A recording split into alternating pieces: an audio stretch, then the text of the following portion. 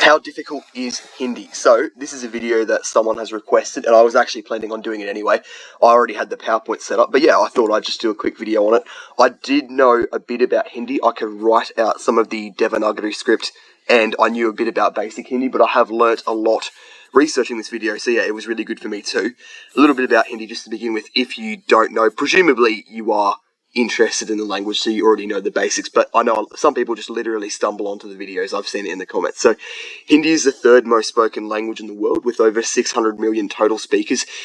This is a bit of an interesting one as far as total speakers go, because I'll get to this later, but if you don't know, India has 22 standard languages. So in Australia, for example, and probably most countries like America, England, you literally just have one official language. You have English. But in some countries like India, for example, they have a bunch of different languages that are spoken, and this kind of makes it complicated to estimate how many people actually speak the language, because obviously in Australia you've got 25 million people, so if you're counting English speakers, it's pretty fair to just like chuck 25 million on, because basically 99.99% of people are going to speak English. There might be a few people that are still learning it because they have come from overseas, but generally everyone speaks a language, whereas with India you kind of have to go by region, and you have to do censuses and all these other things, and it's really difficult to estimate how many people speak it, and then it gets into the whole native speakers versus second language acquisition, because obviously a lot of people in India do speak multiple languages just because that is the kind of culture there. There's a lot of different languages, and so you have to go, okay, well, did they learn Hindi first or second? Did they learn simultaneously? Are we counting total speakers? And it's kind of just a mess. So just know that, because a lot of people like to argue over how many people speak the language, 600 million is a rough estimate. It is the third most spoken language in the world. It has a lot of speakers, but yeah, the number is debatable, so I just thought I'd address that. And yeah, there is literally 22 official languages in India, but hundreds are spoken unofficially as well. I've been told by someone who is from there. So yeah, interesting in my opinion.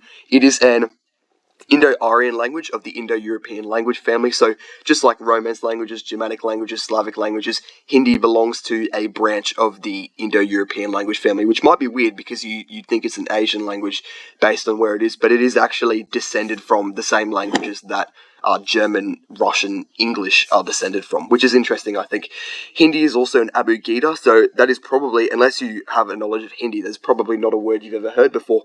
What an Abugida is it's kind of like the system Hindi uses for writing. So in English we use an alphabet, which is basically where we have letters and they each have their own sound. In an Abugida, the letters there's consonants and vowels like in the English alphabet, but you only really use consonants, and then vowel diacritics are added to the consonants. So you have, for example, the character for the letter K, for example, and when you're writing a word, you wouldn't have K-I after it. It's like a small diacritic you write onto the K, and that means key, essentially. That's a very dumbed down explanation, but that's how it works. I'll show you later on, because I have a practice paragraph. That's always the best way to learn, just by me actually showing you what it is instead of explaining it. But yeah, it's kind of like in between, and it's not similar to an abjad, because an abjad just doesn't use vowels at all, except for sometimes diacritics, and Abugida does actually use vowels, like occasionally. I think it's at the start of a word,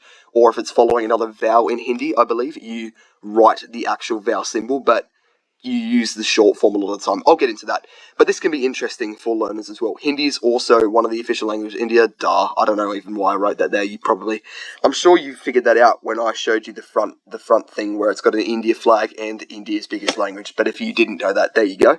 Hindi uses a script called Devanagari, which has 33 consonants, so significantly more than English, and obviously they have nothing in common with the English alphabet. I'll show you later because I've got a picture of it. 11 to 15 vowels. I've written this because I've heard people, for the life of me, cannot get a straight answer on how many vowels there are. I've heard different things from different people and from different websites, and no one has said, oh, it can just be arranged. So I've written 11 to 15. If someone could please answer that in the comments, that would be great. I'm assuming it's a dialect thing where they don't always use vowels, or some things aren't considered vowels. But yeah, that is the one thing about this that I do not understand, because there seems to be different amounts that people use. But anyway, Hindi is obviously significantly different to English, but how difficult is it overall? I think some people find it a lot harder than it is, but we'll see.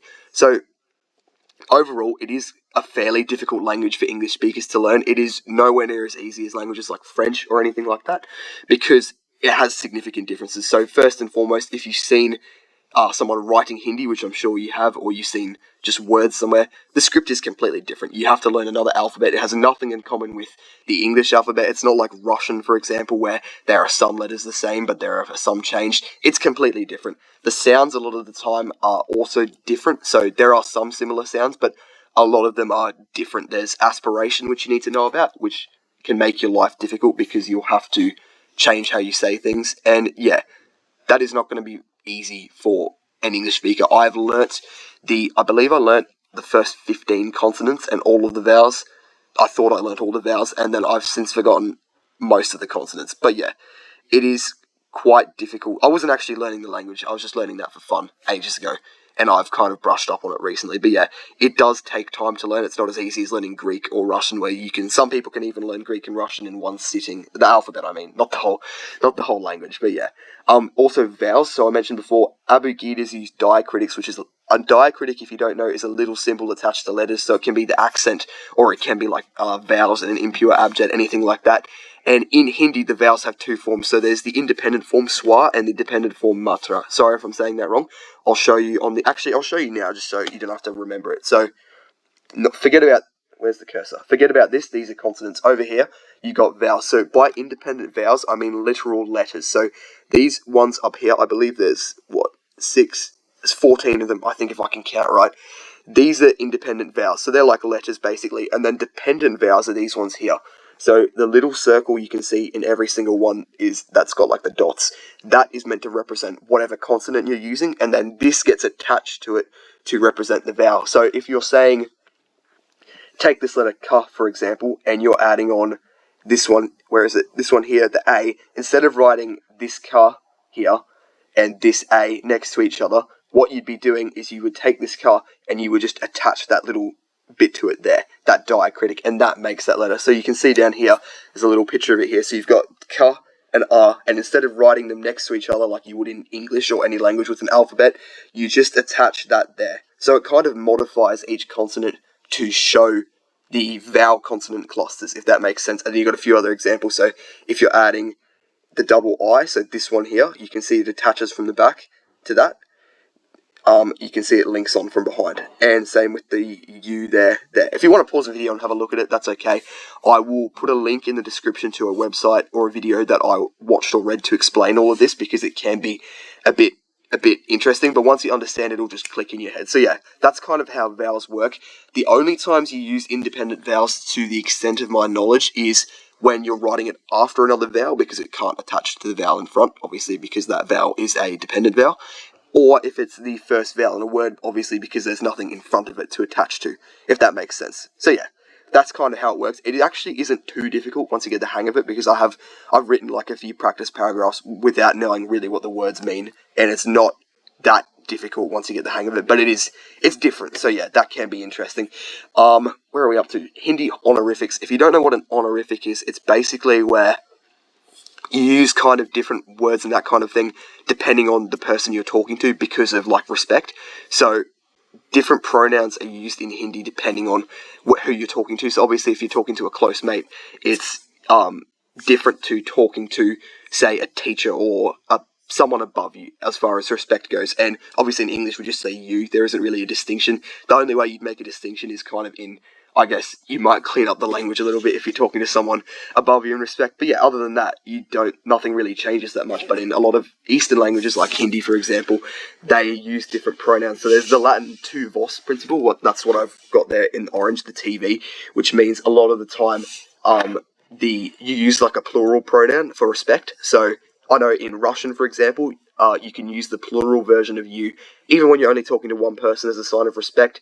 Same with, I believe, French. I'm not 100% sure. Italian does it, except you use the word she, which is kind of weird to think about, but that's how it works. And yeah, Hindi does use honorifics as well, so that's something you'd have to get used to. Things change depending on who you're talking to. But yeah, overall, I don't believe that would be too hard to grasp, because I've done it in other languages and it wasn't difficult, but it could be. Grammatical gender as well.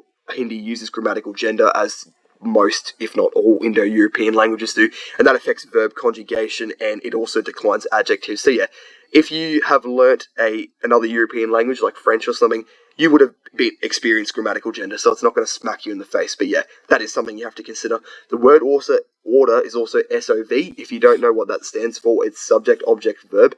In English, and I think most languages, the word order is subject, verb, object. So if you take the sentence, I eat the apple, the subject is I, because I'm doing it. The verb is eat, and the object is apple, because that's getting eaten. So that would be SVO, subject, then verb, then object. I, then eat, then the apple. In Hindi, the object is in the middle, which can be a little bit different to normal. But yeah, word order I've found can throw some people off a lot and other people not. I think it might just be to do with how your brain works. But yeah, if you may or may not find this difficult.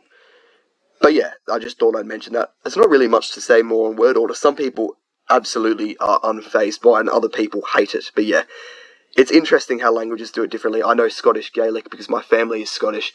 The word order is verb, subject, object. So if you say, I can't think of a random sentence, but the verb comes before the subject, which would be like saying, instead of I eat the apple, it'd be like saying eat I the apple. But yeah, different countries do things differently, different languages do things differently. But yeah, there are a few things that make Hindi easier, I've found. So Hindi is phonetic, which means it's pronounced exactly as it's written. This is different from English, because obviously you've got things like, if you take the word communication, you'd think it would be pronounced communicating, but it's not. We pronounce things oftentimes actually differently to how they're spelt, and Hindi isn't like that, so that's really good. Borrowed words as well. Hindi uses plenty of borrowed words from English, which can make things a little bit easier, but not that much easier. Overall, it is still a difficult language, but it's not the hardest. There are way harder languages like Arabic and Mandarin. So yeah, if you want quite a difficult language, but not the most difficult language, Hindi is a good one.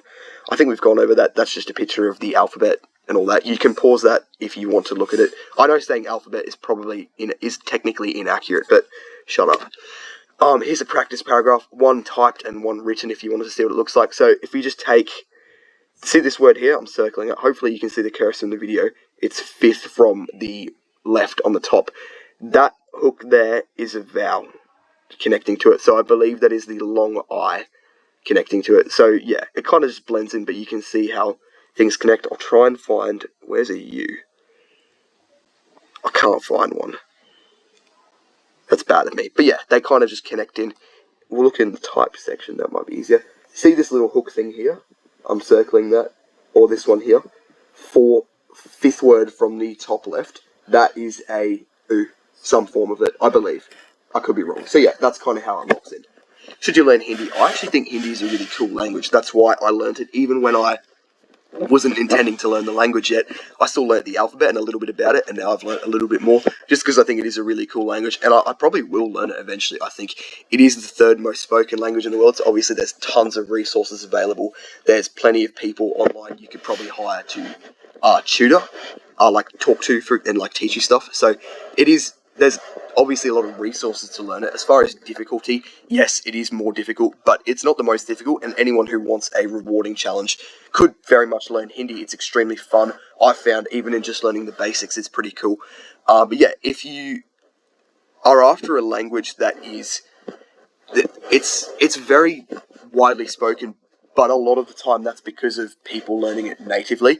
I don't think Hindi, in my experience, is the most learned language by people, they just want to learn a language. That's more like French, Spanish, and that kind of thing. So if you're after a language that's popular among learners, Hindi might not be the best one, but if you want to travel to India or you just want to learn it for whatever reason, definitely by all means learn it. It can be useful if you plan on going to India or anything like that. But yeah, it's up to you. Make the decision if you want to. I think I probably will, because I think it's a cool language to learn. But yeah, India's economy is obviously it's obviously a big country, so it's quite influential and important. And yeah, that's basically it. I can't really tell you to do it. I just think it's a really cool language. So yeah, if you want to, go for it. I'd be behind you.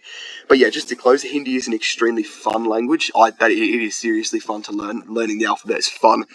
Talking it is fun, even though it probably sounds a bit silly because I'm from Australia. But yeah, it is fun, and it will blow people's minds. Literally, I remember I had a boss who spoke 8 languages from India, or 7 plus English, and one of them was Hindi. And even though I didn't actually speak it, just me writing out the alphabet, because he was teaching me stuff, and I told him I know a little bit, and he's like, no you don't, and then I wrote out some of the alphabet, and it was literally mind blown. I didn't have to say anything. I was just showing him everything I knew, and he was like impressed by it. So yeah, it does actually blow people's minds if you can speak it. And yeah, I think it would actually blow people's minds that don't even speak Hindi. Like if you are from a country like Australia and you can speak Hindi, that would surprise people that are also from Australia, because it's unheard of. It's just straight out of left field. But yeah, that's basically all there is to it, I think. Just so you know, I am planning on doing a Q&A for 100 subscribers. We did pass at 30 subscribers ago, but I don't quite have enough questions to justify getting out my laptop and making a video. So if you do have any questions for me or the channel or anything language learning,